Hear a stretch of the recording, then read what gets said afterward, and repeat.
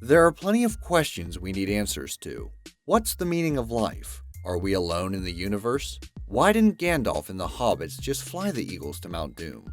While we can't answer the first two, and don't have time to debate the last one, we found the answers to some of life's other burning questions. Amazing! Number 10. Why do comics use ZZZ to represent sleep?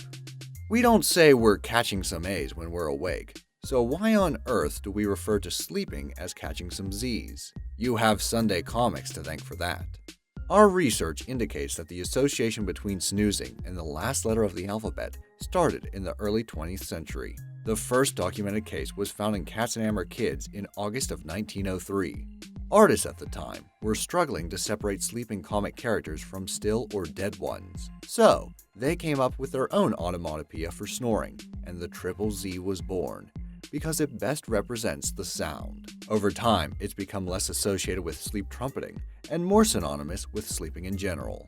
Though the ZZZ is popular in other countries, it's not the only method used to show somebody's catching some shut-eye. Japanese manga, for example, often has S as its snoozing characters, with bubbles coming out of their noses. The French, meanwhile, use the words Ronsfi. Number 9. Can you outwit a lie detector? Contrary to what Law & Order and Maury would have you believe, lie detectors, also known as polygraphs, are far from infallible. In fact, their inaccuracy rate is so high that their results are inadmissible as evidence in most criminal trials. Though their name indicates otherwise, polygraphs aren't made to detect falsehoods. They're actually designed to detect the physiological responses commonly associated with dishonesty, such as increased blood pressure and elevated heart rate. Beating the lie detector is as easy as meditating your body's natural responses. Simple actions like daydreaming, tongue biting, meditating, or deep breathing can be enough to throw off the test results. But police officers know that too, and structure the test accordingly. Number 8. Why is venous blood blue? It's not. Blood is always red, regardless of where it is in the body. Though, as I'll discuss later, it's not all the same kind of red. Veins look blue for the same reason that the grass looks green and the sky blue. It comes down to wavelengths of light. Light must penetrate our skin in order to illuminate our veins. Since blue and red operate at different wavelengths of light, they get reflected back and absorbed at varying degrees of success. In the end, the red is absorbed and only the blue light makes it back to our eyes. So, we perceive our veins as blue. But if you cut yourself, the iron in blood gets oxygenated and becomes red because of how the chemical bonds between the iron and the oxygen reflect light. All the wavelengths of visible light are absorbed, except the red part, which is reflected. Hence we see blood as red color. But you're not wrong about one thing. Venous blood is darker. The reason why has to do with how blood circulates through the body. First, it's pumped from the heart to your lungs to pick up oxygen. The additional oxygen turns the blood bright red, and it remains so until it reaches your capillaries. After passing that good old O2 to your tissues, the darkened blood uses your veins to return to your heart. Number 7. Why do our eyes turn red in photographs? We've all had a perfect picture ruined by the red eye effect. Suddenly we look a lot less like two awkward kids going to prom, and a lot more like two fashion-challenged vampires. This devilish transformation is the result of the camera's flash reflecting off the blood vessels in the back of your eye. This only happens when the eyes are sufficiently dilated to allow light to bounce off the retina. Because our eyes constrict in light-heavy environments, the red eye effect is much more common at night. It's also much more prevalent in people with blue eyes and those diagnosed with albinism. Now comes the important question: how the heck do you get rid of it? Your cell phone's camera probably comes with an automatic red eye remover. If not, you can diminish the effect by removing flash, taking a practice photograph, improving area lighting, or bouncing the flash off a nearby pale surface. If it's too late for that, just scrounge the internet for a Photoshop guru. They'll take care of it for you. Number 6. Why can we sometimes see the moon during the day? So, we all know that the moon orbits Earth in about a month, while Earth spins on its axis in a day. This means that at certain points, the moon will be on the same side of Earth that gets daylight. When this happens, sunlight is reflected off the moon and is visible on Earth. There are two characteristics of the moon that sometimes let you see it during daylight hours. First, there's the moon's perceived luminosity. As you're aware, the moon is Earth's closest celestial neighbor. This makes it appear brighter in the night sky than more distant objects. When lit from behind by the sun, this brightness increases exponentially. Secondly, the moon's orbit is asynchronous. This means its distance between it and the sun varies. When the moon's orbital cycle brings it closest to the sun, it becomes bright enough to be seen in the daytime hours. Pretty enlightening, huh? Number 5. Why don't birds fall off branches when they sleep? Most people can't sleep standing up, and an even smaller number could doze off balanced on a dry, rotted branch. Yet time and again, we see birds doing just that. And deep down, we're just a little jealous. So, why are our feathery friends some of the world's steadiest narcoleptics? It's all due to their musculature. There's a special tendon in a bird's leg that gets pulled back anytime they try to perch. As their knees slide backwards, this tendon locks their toes tightly around whatever they're currently sitting on. Until the bird makes a conscious decision to lift their knees, their talons will remain frozen in that position.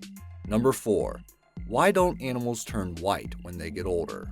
There are plenty physical signs that you're getting older. Your wrinkles deepen, your hair turns gray, you start telling kids to get off your lawn. But when it comes to animals, it's not so easy. Though your dog's muzzle might gray and your cat's fur lighten, that 11-year-old marmoset is still the exact same shade of tangerine. So, why is it that some species get skunk streaks and others rock perfect hair until their golden years? The answer's simple: melanin. Melanin is a dark brown or black pigment present in hair, skin, and the iris of people and animals. It's responsible for our hair and skin color. As we age, the pigment-producing cells in our hair begin to die off.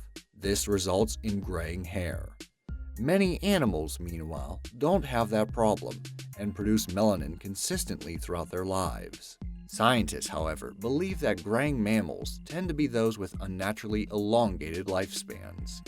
This is likely why domesticated cats and dogs gray like we do. Number 3. What happens when an astronaut farts in their spacesuit? Dutch ovens are bad enough. All that stench lays trapped beneath a thick layer of down, cotton, and your partner's immature snickering. Now imagine that you die the second you stuck your head out from beneath the covers. That's kind of the problem that astronauts face. So, how does farting work in spacesuits? Where does it go? And how long does it stink up the place? Could that silent but deadly actually kill one of our planet's finest?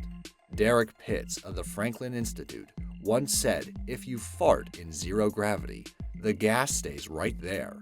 It doesn't go anywhere, and your average toot is filled with toxic and flammable gases like methane and CO2. Luckily for the astronauts and the space station, rocket scientists spent a surprising amount of time thinking about bodily functions. All spacesuits come equipped with a lithium hydroxide filter to remove toxins from the air and the stench from your flatulence. Also, before you ask, no, you can't turn your space farts into a propellant. You'll just have to float around the old-fashioned way.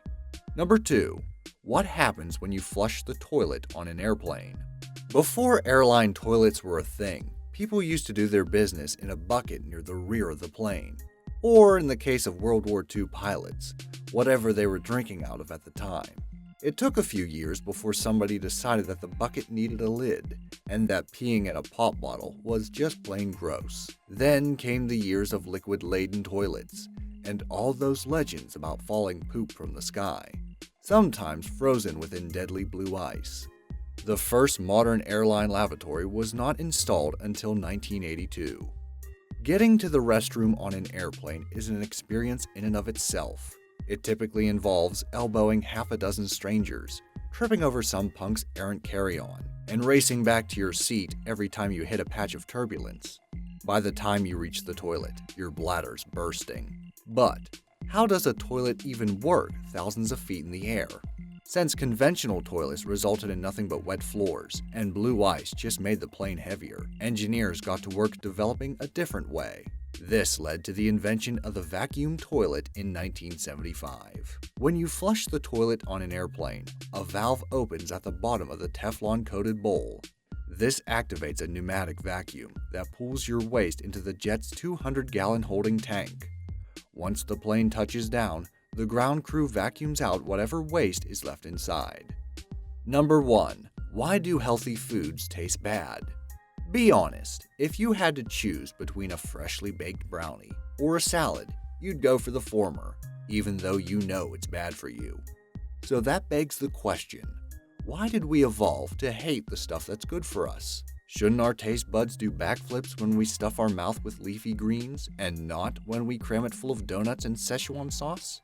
It's all thanks to our evolution. Sugar and fat are both good sources of calories, and evolutionarily speaking, it was advantageous to consume them in relatively high quantities whenever they were available. Essentially, our ancestors who enjoyed eating them a lot also enjoyed better health prospects and higher chances of successful breeding over time. Which sadly means that baby carrots can never tickle our serotonin as easily as that Frankensteinian bag of potato chips. Add to this the fact that we're conditioned by the food industry to prefer extremely high levels of salt and sugar, and we start to love junk food instead of healthy stuff. Bread isn't particularly flavorful, but we still manage to get a craving for it, because the dopamine rush we get from eating it is confused with it tasting good. The problem is, there's a financial incentive for companies which produce food products to engineer foods which taste as good as possible and are easy to eat in large amounts. If you're not convinced, then ask people from other countries and they'll tell you they often find American foods too sweet. It's because they're not conditioned to prefer the same amount of high levels of added sugar and sweetness. But you can turn the food industry's own tricks against them. Add a bit of cheese or salt to your next salad and rejoice as your brain lights up like a pinball machine. Or maybe just try pretending your mouth's a landing strip. It works with babies. Do you have any more burning questions you want answered? Let me know in the comments down below, and I might just make a video on it. Thanks for watching.